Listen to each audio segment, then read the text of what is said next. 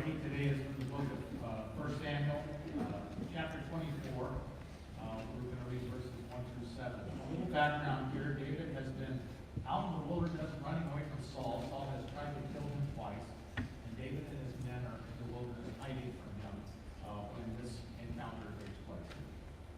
When Saul returned from following the Philistines, he was told, "Behold, David is in the wilderness of En-gedi." Then Saul took 3,000 chosen men out of all of Israel and went to seek David and his men in front of the wild goat rocks. And he came to the sheepfolds by the way, where there was a cave, and Saul went in to relieve himself. Now David and his men were sitting in the innermost parts of the cave, and the men of David said to him, "Here is the day which the Lord said to you, Behold, I will give your enemy into your hand, and you shall do to him as it shall seem good to you." Then David arose and stealthily cut off a corner of Saul's robe. And afterwards, David's heart struck him because he had cut off the corner of Saul's robe. He said to his men, "The Lord forbid that I should do this thing to my Lord, the Lord's anointed, to put out my hand against him, seeing he is the Lord's anointed." So David persuaded his men with these words and did not permit them to attack Saul. And Saul rose up and left the cave and went on his way. This ends our reading.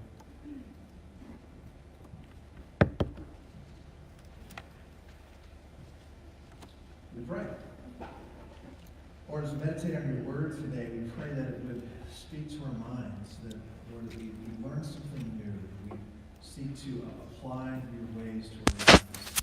Lord, we pray that it would speak to our hearts, that sometimes it would convict us, other times it would just amaze us with your love and draw us near to you. And finally, Lord, we pray that you would lead and transform lives, that we live distinct and different lives because of our relationship with you. We ask this in Jesus' name. Amen. Well, we are in the middle of a series called Follow Me. It's a series where we've been applying the distinctiveness of our Christian faith to various aspects of followership and leadership. And today we're going to look at this little slice of it on how do you relate to imperfect leaders? How do we honor them? How do we interact with them? What do you do when their imperfections come out in leadership? And to talk about this, we're using the story of Saul and David. Now, you might remember that King Saul, he's the first king of Israel. And so after Moses and then Joshua, and then you have a bunch of judges, there's Samuel, that's the last of the judges. And the people say to Samuel, "We want a king just like everybody else." And God tells Samuel, he said, "Samuel, they're not rejecting you, they're rejecting me. Go ahead and give them a king." And they made Saul the first king. Now, Saul didn't want to be king. He actually hid when he was selected as the king. And he started off pretty good, actually. Well, it wasn't a bad start to being king. But he did have some character flaws that kept showing, and one of them was an impatience. And one time, God had said through Samuel that Saul was to wait with his troops at a certain place and to go into battle, and wait until Samuel came and made a sacrifice to God. Well, Samuel didn't show up on time, and Saul's men were getting nervous. They started leaving. They started deserting the army. And Saul said, "I'm going to take this into my own hands, and I'm going to offer the sacrifice." And right as he was finishing the sacrifice, Samuel came up and said, "What did you do? Saul, why did you disobey God? If you had followed him, if you had obeyed him, if you trusted him, he was going to establish your throne forever. But because of this, your throne is going to be ripped away from you and given to another."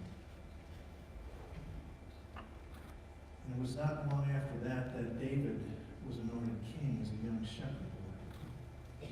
And David began a relationship with Saul. He was in his service for a while. Then he actually went and he killed Goliath. And then he went into the service as a military guy. And people started saying, "Saul has slain his thousands, but David his tens of thousands." And Saul's jealousy of David just grew. That people were loving him more than they were loving the king. And as Joe mentioned, that there was a couple of different times that Saul tried to kill him. And it came to a point where Saul even set aside all of his normal stately duties of a king to go and just pursue David out in the wilderness. I mean, it just makes no sense of how a king should spend his time.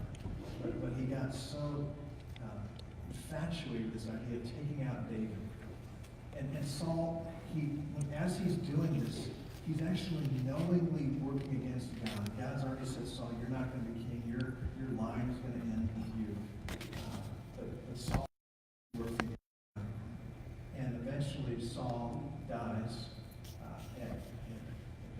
He's wounded, and he takes his own life.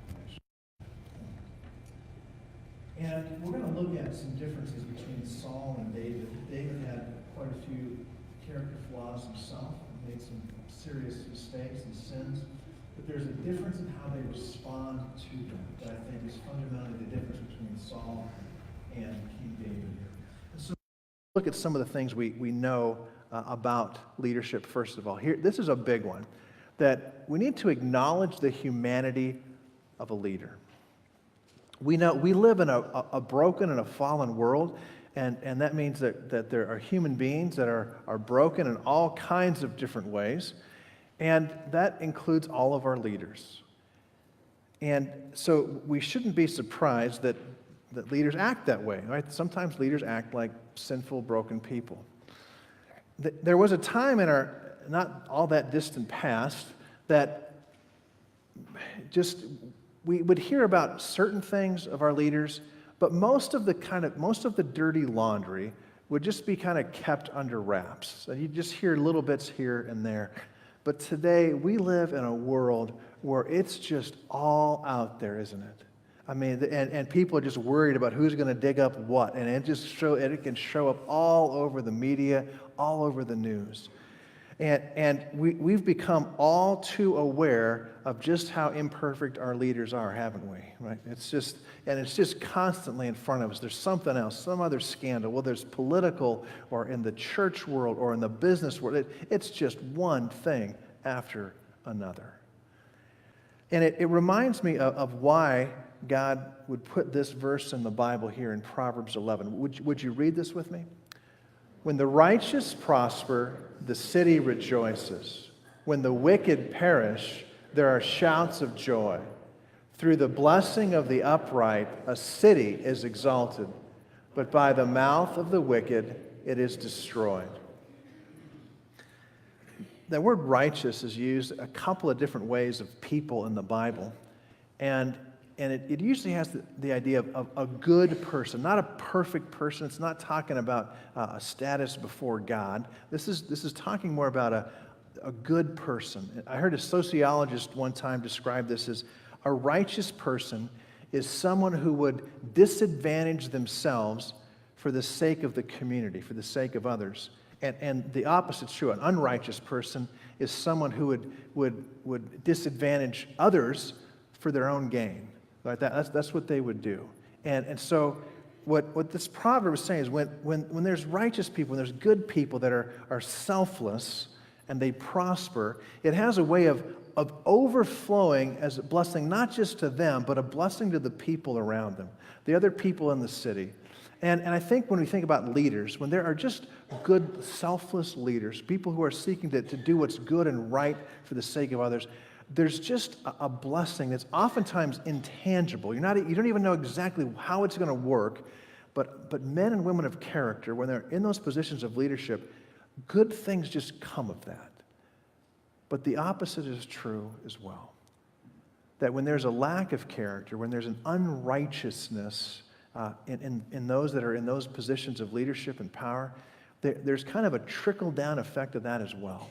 And there's ways in which it just impacts people that you can't always predict. But we long for people who are good and righteous. And yet at the same time, we know that even the best of leaders are human.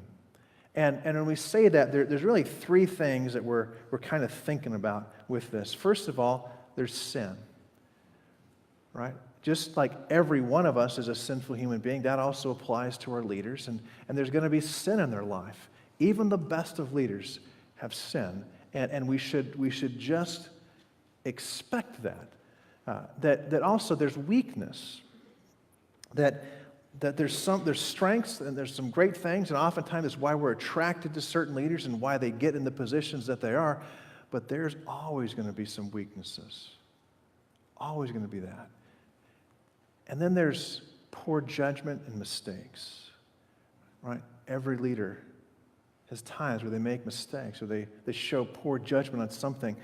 And a lot of times, we're not going to see this, at least unless you're really close to them. Those closest to them will see this most often. But sometimes these don't become apparent to us. But we always know that they're there because they're always part of us. And leaders are really just like us. That there's sin, there's weakness, there's poor judgment and mistakes. And we just mention this because it's the reality of the world in which we live. It's part of the brokenness. And it's what kind of lays the foundation for some of the other things that we speak about, such as this. When we have imperfect leaders, we want to respond to them in a distinctly Christian way. We respond with kingdom values. And I love how David handled this. So when Saul went into the cave to relieve himself, can you believe that's in the Bible, by the way? Yes, it's there. But when Saul went in to relieve himself, David's men were like, now's our chance. This is what we've been running for this guy all over the place. David, God's already said you're going to be king. You could be on the throne tonight. Right? We can make this happen for you, David. Let's just do this. Let's get rid of him. And David says, this is not the way. This isn't the way. That this man has been anointed by God. God has placed him in this position, and it's not up to me to remove him in this way. That's not my role. God's got this. And I think over time, I think his men really did respect that. And they said, this is a principled man.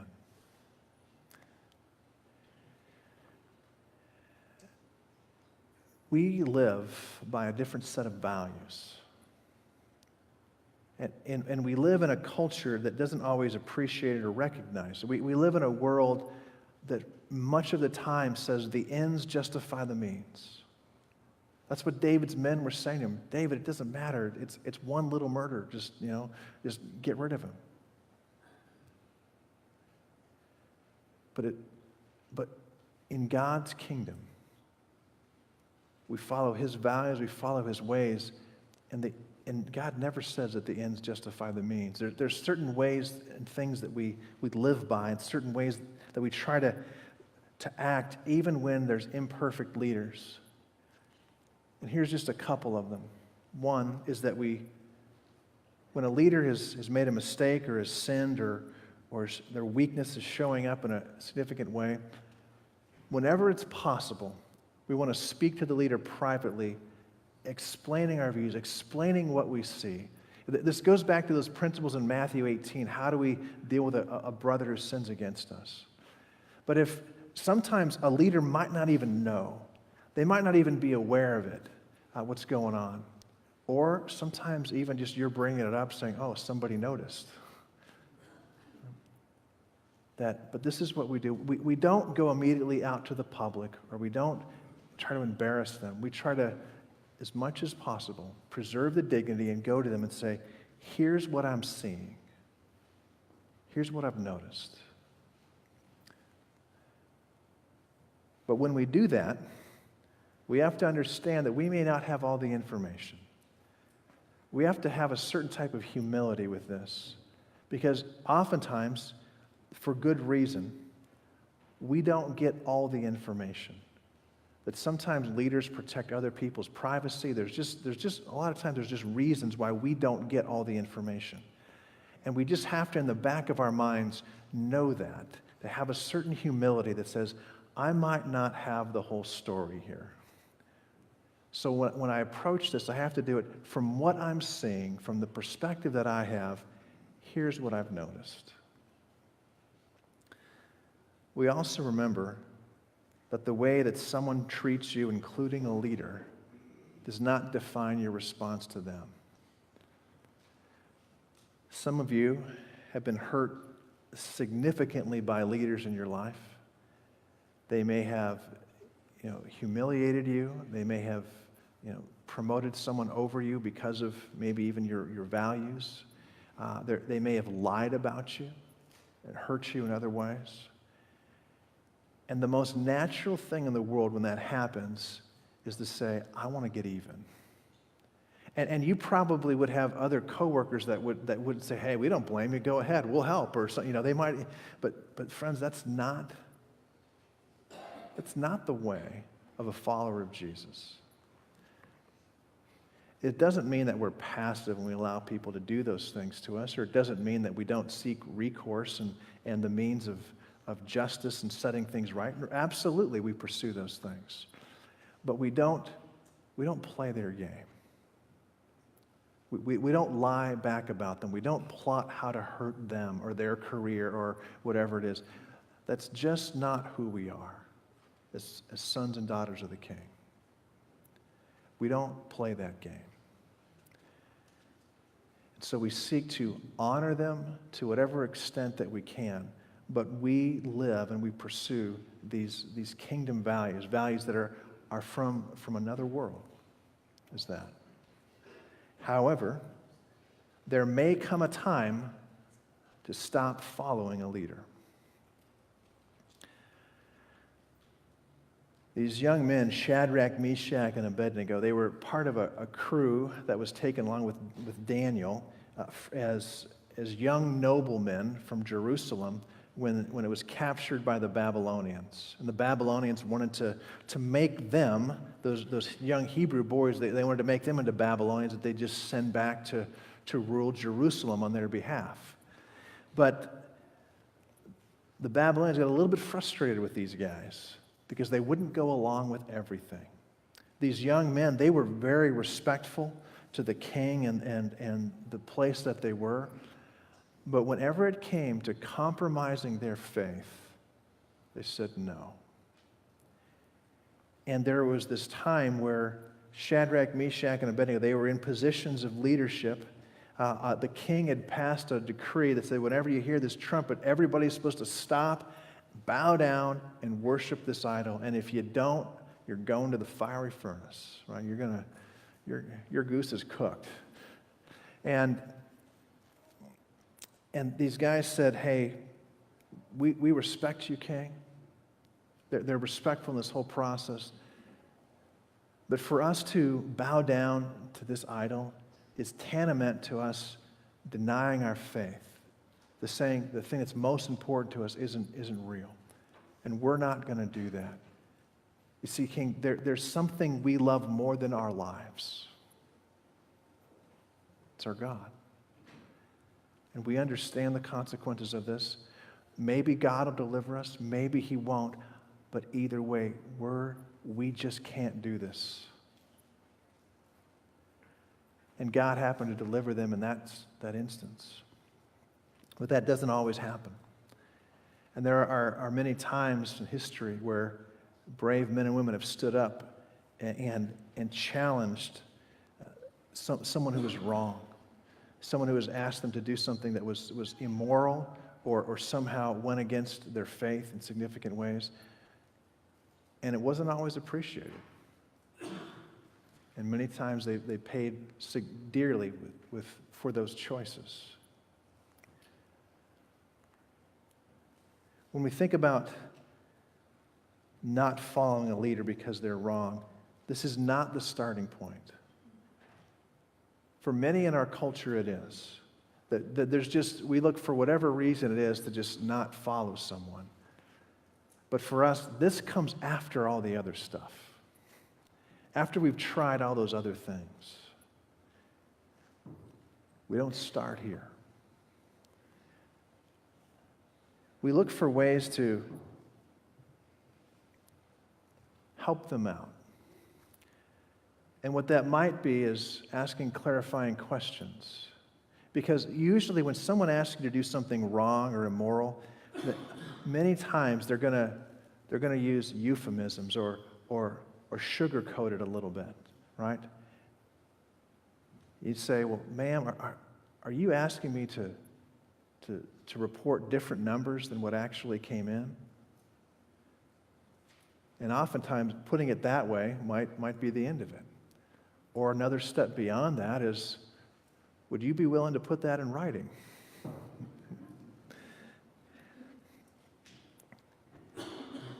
You know, sometimes those that are outside the military may have never thought about that someone in the military doesn't have to follow every order. You follow every lawful order. There's a difference. Most of them are lawful. But if a commanding officer asks you to do something wrong or immoral, illegal, it's actually the responsibility of that man or woman to say, no, sir.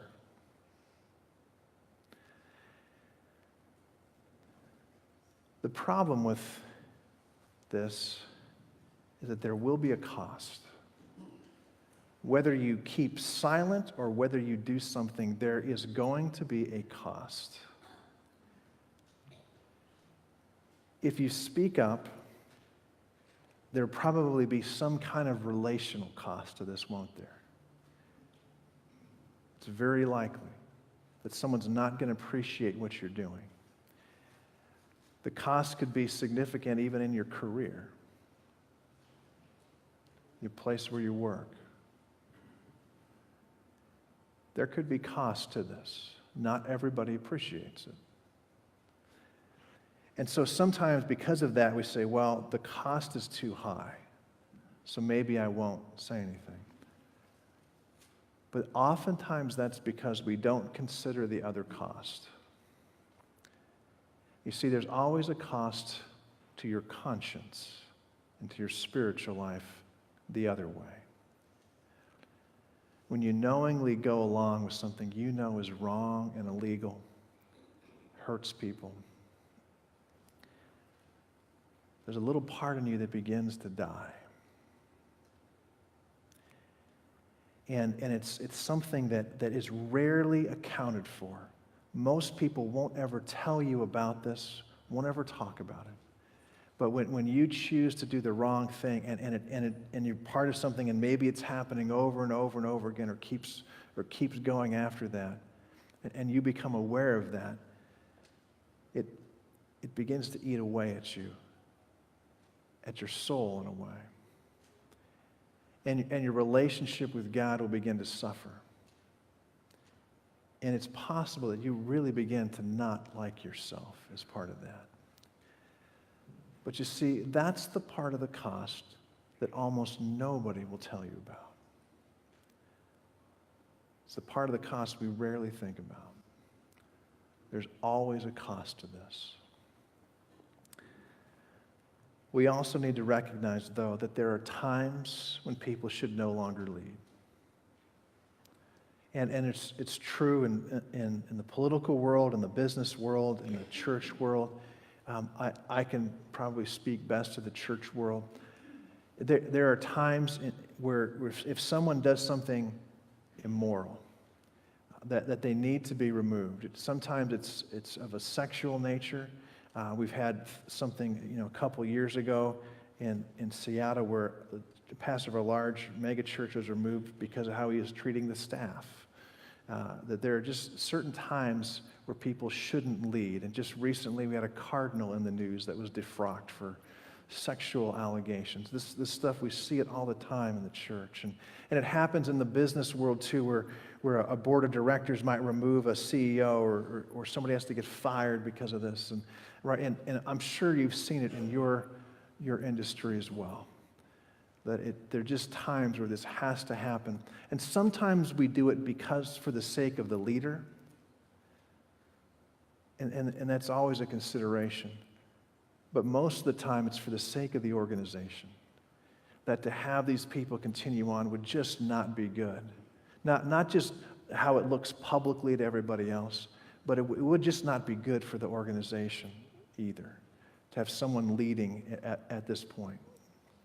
And so sometimes, in certain circumstances, this has to happen. There are times when someone should no longer lead. But our goal, and this is the distinctly Christian element of this, is to look to restore the repentant leader. The real big difference between David and Saul was repentance. In fact, if you look at some of the things David did, they might almost look worse in some ways than Saul. But when David was confronted about his sin, when he suddenly realized that the depths of it, just how he had gone against God and people around him, it broke him. And he wrote that Psalm 51, create me a clean heart, O God. Right, that was part of his confession, saying, this is wrong, forgive me, God, this is terrible. But with Saul, you have a very different approach. When Saul was told that he had been wronged, Saul was worried about himself, about preserving his legacy. And what you find is Saul knowingly, actively working against God. God's already said, you're not going to be king. It's not going to be your son. And Saul is trying to kill the next guy. He knows who it is. And Saul, and even though he knows God said this is going to happen, he said, I'm working against that. And there's the difference between a repentant and an unrepentant leader. And one of the hard things that can happen is when a leader disappoints us in some way, is that we want to burn them at the stake, right? We want to make them pay and suffer. And this is where it's important to go back to remember the humanity of the leader, remember our own humanity, the sin, the weakness, the mistakes, right? We think about those things. And if the leader is actually repentant, we want to help restore them. We want to help them. They probably shouldn't lead. They probably need to maybe not do that anymore. But just as God has not cast them away, God hasn't said to them, you're no longer my son or daughter. As a follower of Jesus, I want to say, you've made some mistakes, you've hurt some people, yet you are still loved. You're still one of us. And that's such an important thing. And what a unique response as a people of God to say we hold to both truth and grace, law and gospel. Both of these things are needed. There has to be, sometimes things have to change and people have to be removed, but at the same time, they are still loved. And friends, that would look distinctly Christian, I think, for us. My hope and my prayer for you, brothers and sisters in Christ, is that in every aspect of leadership, that we remember that our leaders are always human, that there's going to be times where they make mistakes, and there's ways that we need to go to them and help them in that way. That there may be some times, some rare instances where we stop following that leader. We do that. But when a leader repents, we want to offer them grace and forgiveness like we've received ourselves. Would you pray with me? Father, we wish